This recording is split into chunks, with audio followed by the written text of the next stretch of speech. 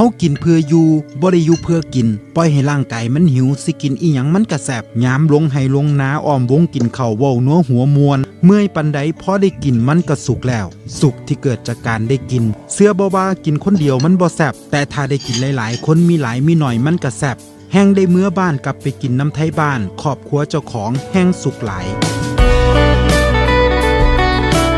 แนวกินบ้านเฮาบ่ได้เฮ็ดให้สุกแค่รสชาติถึกปากแต่มันคือแนวกินเก่าๆที่เฮาผูกพันกินตามพ่อ